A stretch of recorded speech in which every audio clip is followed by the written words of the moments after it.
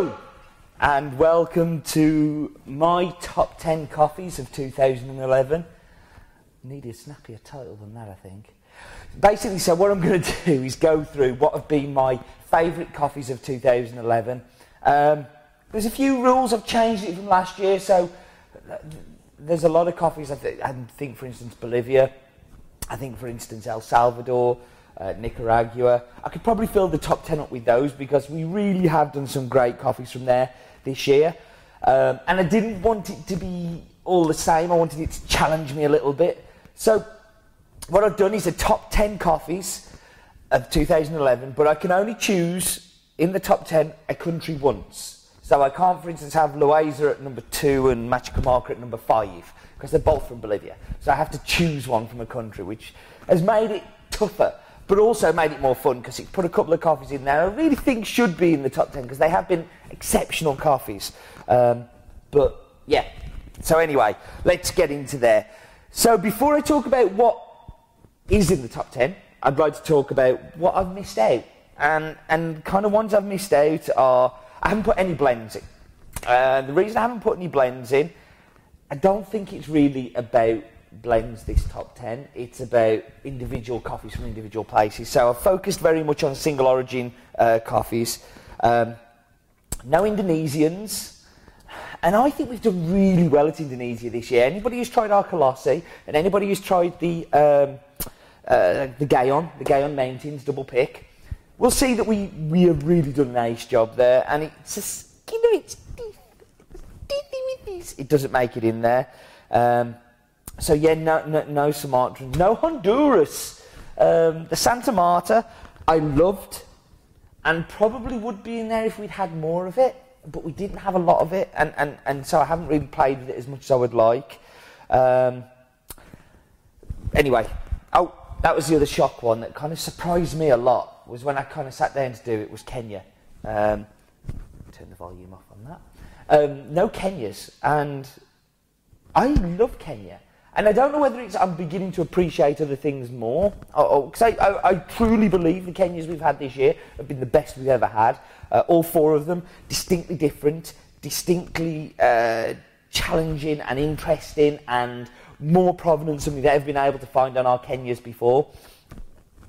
But they didn't make it in. So, and this is one of the first one at number 10. This is one of the main reasons why it didn't make it in, I think. I chose Malawi. Malawi this year we've done Vipia, Mazimba and Maxwell Monthali. The one I've gone for is the Maxwell Monthali. I enjoyed this coffee very, very much. I remember when we first cupped them, and it was one of those stopping the track moments. So cupped it, went, oh, wow, this is interesting. And just was desperate to share it with people. This year we haven't had we had more of the Vipia and the Mazimba. Vipia we had last year, Mazimba and Maxwell Monthali the first time this year. But the Vipia we had a lot more of, which was great. The other two were toes in the water, but particularly the Maxwell Monthali for me was one of my highlights and one I enjoyed very, very much. So yeah, there's my number 10. Number 9. This is another reason why places like Sumatra and Kenya and Honduras haven't made it in there. And this was 3 coffees, 2 which you saw, 1 which was used in a blend from Mexico. Now, I am not purporting to be a lover of Mexican coffees. In fact, everything I've ever cupped from that country has disappointed me immensely. And then all of a sudden, 3 came along that blew me away. And I mean, really blew me away. Super coffees. We had the El Cuatero, and then this one, which was the La Yerba, which was a natural. So the Cuatero was a washed coffee. This was a natural. And just, I think, caught everybody off guard. I had lots of emails back from people about this one, saying that they'd never tried Mexican, they always thought it was a bit naff and somewhere that they wouldn't like to try coffee from. But everybody who had it loved it. I wish we'd bought a bucket load more of this coffee. It'd be interesting to see where it goes next year, what happens. I think Mexico is a really interesting country as well. Lots going on in Mexico. This year they're going to have their first ever Cup of Excellence competition, which I think can only help raise the profile, the quality, and the quality discovery of Mexico. I think we're going to be seeing lots and lots of great Mexicans in the next 3-4 years. And it was really great to be on the start of that curve. The start of that curve changing for the better, and 3 great examples. But definitely La Yerba for me was a real highlight of the year, and I'm very, very pleased with that coffee. So moving on, and number 8, I went for an old favourite. A lot of African, kind of like with Malawi, and this one Ethiopian. Ethiopia, we had an awesome, and I don't just mean good, an awesome Yirgacheffe back in March, April, that we had for around about 3 weeks. Never made it onto an In My Mug. We bought, I think it was 11 bags of it, and it flew out the door quicker than a flying thing on a flying day. Absolutely shot through. We also just recently have added the Barinia, which is the Ethiopian Sidamo, which, yeah, it is amazing, grade 1 Ethiopian washed. We had the Harar Golden Bean, which went very, very well, very rare, unique lot. And also we had Ogawa, which was another great natural coffee, which went very, very well. And also we've got one coming up in the new year, which is going to make you change your opinion on Ethiopian coffee forever. You will fall in love with natural Ethiopians. But the one I chose at number 8 was Shikizu. Now, Shikizu is a region in the south of, I'm thinking Yirgacheffe. Oh, mine's gone blank. Is it Yirgacheffe or Sidamo? South of Yirgacheffe. And this coffee, it was a big lot. There were a lot of big roasters all around Europe that got this coffee, and normally that would put me off buying a lot like this, because if it's everywhere, it's very difficult to tell the story. It's hard enough with a co-op coffee anyway. But this one was something special. Real fruit, like booziness, strawberries, that whole kind of perfect natural, and I mean perfect natural. A joy to work with, a coffee geek's coffee, I think. And that's not a bad thing, you know, these geeky coffees we get excited about. Most people will be challenged by them. But I think the geek side of us really enjoy these different coffees. Was not a cheap coffee. Was something that I think we had for around about 4 or 5 months. So we bought a lot of this coffee. I mean, we had well over 70 bags of this coffee, which is a lot for us for a coffee like this. But exceptional. I think everybody's enjoyed it. It ran out just before Christmas, so it's another good reason to put it in there, because this isn't about promoting coffees that, you know, we want to sell. I mean, La Yerba's gone, Munthali's gone, Shikizu's gone. So I've done well so far that I've got 3 coffees in my first top 10 that we don't have anymore. But I think it was an exceptional cup. Really, really great to have. So, moving on to number 7. Number 7 would normally be higher, I think. And I think that shows what a great year we've had. That this country is not as high up as you would imagine. But I've gone for Brazil in number 7. And when I look back at Brazil this year, I look at Terra Mata, I look at Floresta, Aranquan, I'm looking at my list to remind me, Cachoeira, Paraguasinho, Inglaterra, just amazing coffees, like stunners. But for me at number 7 for this year, I think it has to be São Judas. Brazil São Judas is a farm that we found 4 years ago. A sample table, cupped it, loved it, bought the lot. Went out to Brazil that year. Went to the Cup of Excellence Awards evening, watched the awards get given out. What gets given number 1 was São Judas. This was the second year we stocked it, and it was just like, okay, this coffee's good. Got out to go and see the guys out there. A beautiful farm, like a model farm actually. and very close to farms that we were buying from. So it's in Piata. So like next door, we'd got Sol Vicente, which was a killer coffee, which unfortunately we won't see this year, which makes me very, very sad. And that's another one that could have quite easily broke into there. But for me, São Judas is a staple Brazil. It's a great single estate Brazil. It's lovely on its own. You can make a brewed coffee of it. You can make espresso of it, and it will be delicious. But it also brings so much to blends. Like, it is beautiful to blend with, so easy.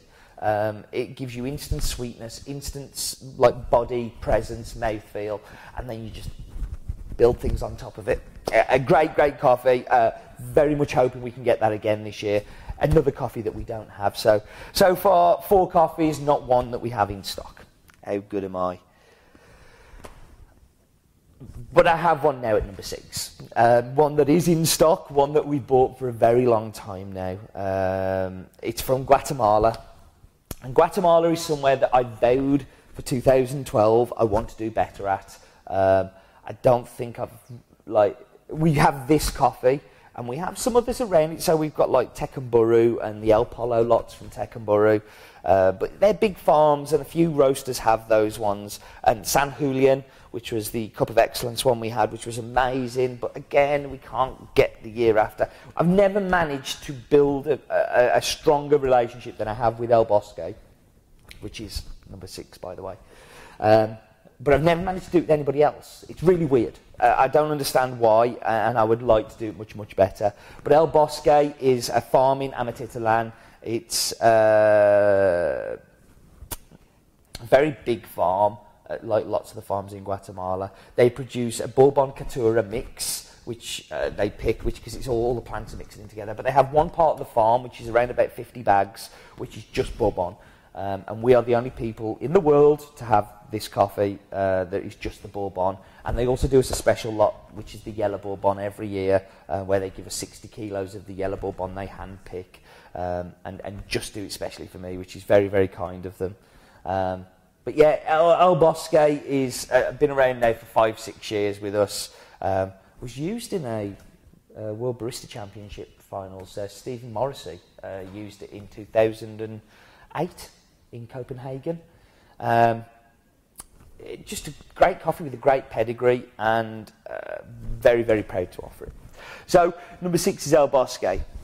So at number 5, something that wasn't in my top 10 last year. I didn't have a coffee from Costa Rica last year, and this was one of my 2010 resolutions, was to make Costa Rica better. And when I look back and I go, did we make Costa Rica better by visiting this year? Well, the year before we had just Licho, which narrowly missed out on the top 10, I seem to remember. But this year we got Zaquero, we got Herbazoo honey, we got Don Mayo, which Don Mayo was very, very close to being. They were all very, very close, but Don Mayo was very close, as was Perla Negra. Perla Negra was a killer natural coffee, a coffee that we still haven't. If you've not tried, if you're looking for a coffee that you've not tried from us, something interesting, something good, something that's going to be different, Perla Negra is an amazing coffee. We did an in my mug on it, and it's actually grown on me more since then. I really like the Perla Negra. Super expensive, but it deserves to be. We had the Zamora, so we had the Zamora honey and the Zamora fully washed. But my choice at number 6, is it number 6? Number 5, sorry. Costa Rica Finca de Licho. I loved Licho. I always loved Licho. We bought Licho first of all in 2007 in a Cup of Excellence lot. Then 2008 our brokers brought it in. 2009 we couldn't buy it because our brokers sold it to somebody different, our importers, and it left me really disappointed on this coffee. So last year I went out to Costa, actually still this year, because it was like January, February time. I went out and I bought this coffee direct from the farm, but not before I'd tasted 30 different days pickings, cut them blind, mixed on lots of other tables. Every time Licho came up was one of my favourites, but the lot that we had was my favourite by a long stick. a delicious coffee. It is the most distinct raspberry flavour I've ever found in a coffee. It has a beautiful acidity, but it has a lovely sticky sweetness with it that those Costa Ricans tend to bring along, that make it really work in espresso. Licho is a standout, amazing farm, doing amazing quality, and it's great that it's a direct trade now as well. It's great that that relationship nearly broke down, and this year it didn't. We fixed it, we made it better. A great coffee, and I know you guys liked it because it sold out in no time at all. Another one that we don't have. So far we've had 5 coffees, and 6 coffees even, isn't it? Yeah, 6 coffees, and we have 1 in stock. I am doing a really good promotional video here.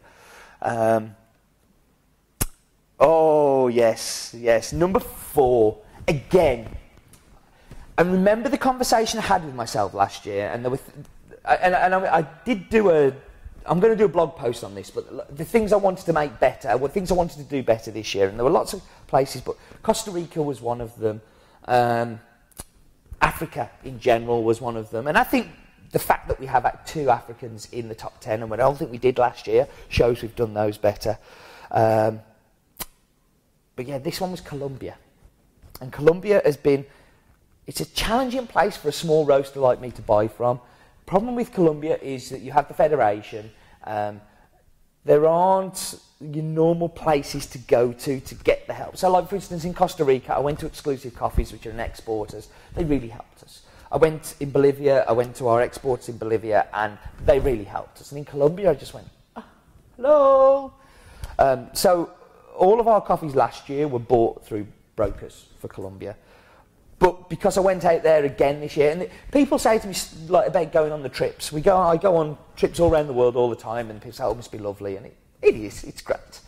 It's not always nice. Sometimes you sleep in places you wouldn't rather sleep in, and I do get sick a lot on them because I'm very weak and feeble, and it's very tiring. I mean, I do so much in the time that I'm out there. But the trip this year to Colombia really helped me cement this relationship. So we had the Heliconis, which I'm sure you remember, which was from Santorio. We had San Antonio, which was a great coffee, and we've still got that one, and that has been a real big coffee. I'm very pleased with that one. We also had Gatania, which is good. I don't think it's as good as San Antonio, and it's just a different kind of coffee. But for an espresso base, I think San Antonio is amazing. But the one I've got at number 4 is the Tipica Mirador. This is another one from Santorio, owned by, what's his name? Oh, I hate it when my mind goes blank. Oh, I can picture him. Carmelo. Hey, I got it. I knew if I paused long enough and look idiot enough. Carmelo does a great job with this coffee. Sells it to some of the world's best roasters, not just like the country's best roasters, or in the UK or whatever, the world's best roasters. We're so lucky to be working with him with these coffees. Well, we know, but yeah, we are going to be seeing these coffees again in the new year. We've got a very, very special lot from there as well, which I know you're going to adore and enjoy. But Colombia, trust me, 2012, and certainly the beginning of 2012, so I'm talking February, Colombia is going to be alive on our site, and I'm very excited about all of the coffees we're bringing in. Took a big gamble. We've bought a lot of coffee from there, some big lots, but I know you're going to love these coffees. I really, really do. So, but yeah, so my number 4 is the Santorio Tipica Mirador, and an amazing coffee. At number 3, now we get to the business end. Another coffee that I found through Cup of Excellence, 2008, 2007, 2008. I knew the guy who owned the farm a lot before. It's from Nicaragua. Nicaragua was the first country that I ever visited as a coffee buyer, and I met this guy. This farm is consistently good. It's a super farm. They do a super job. But the coffees that didn't quite make it in, I should really talk about first. So, Limoncello, I love Limoncello. It is a beautiful coffee. And you know, we were talking earlier about blenders. This one is a real blender. This one blends. It is a coffee roaster's dream because you can stick it with anything. And it just gives you this superb base to build on. I cannot wait for Limoncello to come back in next year. Cannot wait. Another one where the relationship fell down on, and we built it by doing direct trade with them this year. But we also did Escondida for the first time, which I tell you, it's a hair's breadth between all four of these coffees. So Limoncello, Escondida, Milagros, and the number 4. It was a hair's breadth between them. But I went for Limoncello Pacamara. The naturally processed coffee from Nicaragua, from Limoncello, Pacamara varietal, a coffee that I think shocked a lot of people at the beginning of the year, and shocked them because Nicaragua doesn't necessarily have the best reputation for coffee. It doesn't necessarily have the bells and whistles of El Salvador or Guatemala or Brazil or Colombia. It's kind of somewhere that does good coffee, but it's difficult to find them. I'm so proud of our Nicaragua lots this year. In 2 weeks tomorrow, I fly out to El Salvador for the first part of the week, but then Nicaragua for the second part, and this is my 3rd time going back to Nicaragua, and I'm really hoping that, because last year it was all done a bit on the hoof, we had to make some quick decisions and find some quick money to make sure we could pay for it. I'm hoping that this year we can be a bit more organised with it, and we can find some more interesting lots. But Nicaragua, Pacamara, natural from Limoncello was, for me, just super, super special. Talking about places we do a good work. In number 2, are you with me yet? Do you know what's number 1, number 2? Do you know the order? Number 2, Bolivia. And this was so difficult. I think it'll become clear why when I get to the end, but yeah, number 2 was Bolivia. And Bolivia this year, throw a ball in the air, let me knock it out of the park, because I think Bolivia, nobody touched us. Nobody could touch us with Bolivia. San Ignacio was a legendary coffee.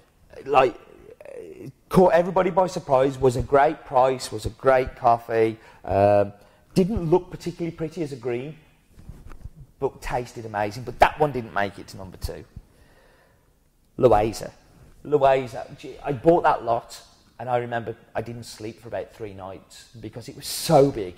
Like, for a small roast like us, it was huge. It was massive. We sold out 4 months ago, and we're still waiting for new crop to come. A crazy, crazy coffee, and a hair's breadth from beating the one that's currently there, that is going to be number 2. Belinda was the small micro lot that we had that Keith, what's your surname, Keith? Irish Brewers Cup champion, Keith. Oh, sorry, mate. Names come up somewhere on the screen. Keith went and won the Brewers Cup using this coffee, with a great story behind it. I remember watching him do it and watching his performance and feeling incredibly emotional that somebody had, like, our coffees had touched somebody in that way, that they wanted to do that presentation. That was amazing, and I adored this coffee. I mean, this was the one that nearly got away, but came to me at the last minute. And if you don't want to talk about it, go and watch the In My Mug on Belinda when I did it, because we should never have had that coffee. We were really lucky that we did. But the one that's going to win this year, win the prize of being the second in my top 10, number 2, Cajamarca, a solid coffee every year. Is always in my top 3. Will be my top 3 all-time coffees ever, without a doubt. And this isn't just about how they taste. That's one thing I should have said at the start, actually. This isn't just about cupping scores.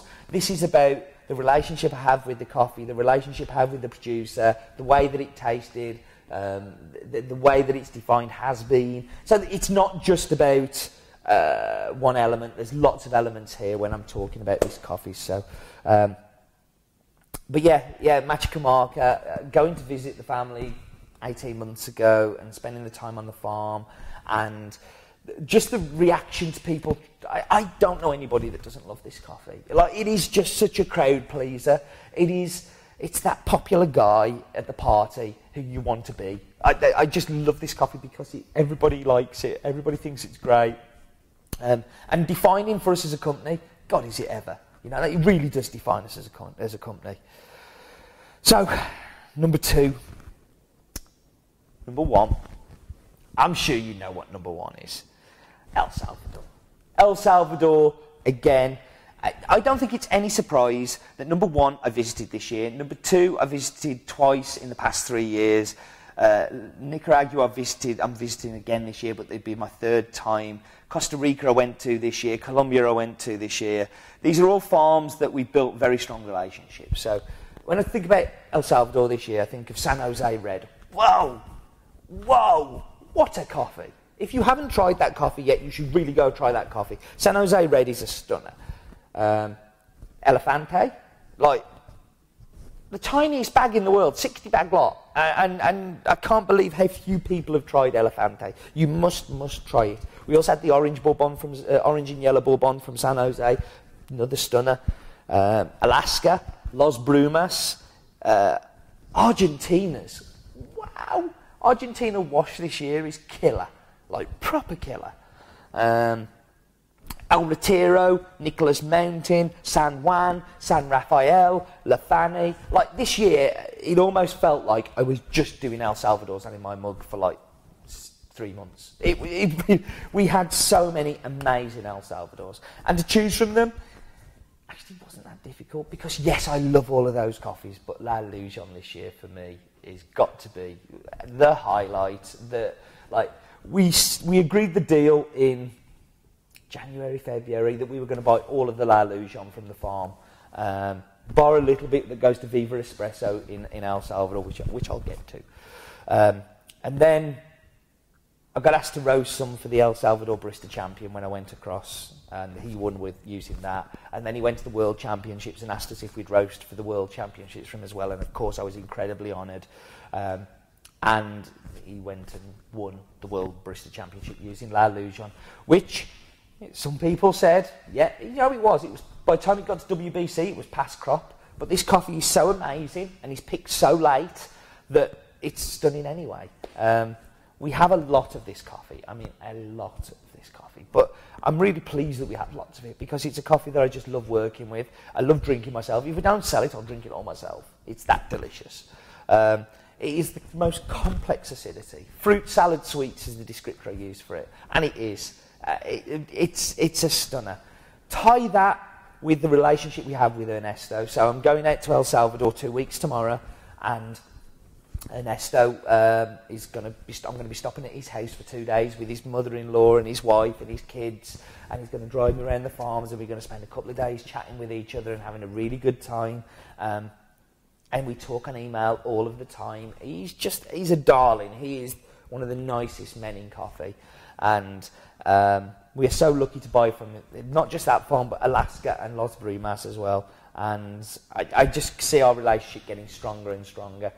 So tie it in with a nice guy that we've bought from for years, the coffee that I've always loved and has been in the top 3, and would be in my top 3 with Machacamarca of all time, without a doubt. Those 2 coffees, I don't know what would be the other one before you ask. But yeah, and also tying it with the Barista Championships and just everything to go with it. I think it's a great coffee and a definitely worthy number 1 in our top 10. I don't know how long this has gone on for, but I'm sure it's a long time. I'm gonna wrap up. Thank you very much. Hope you've enjoyed top 10. I'd love in the comments for you to put your top 10s in, and whether you agree or disagree with me on certain ones. That would be really, really interesting. So please pop your comments in. And is life too short for bad coffee on blog videos? I think so. See you soon.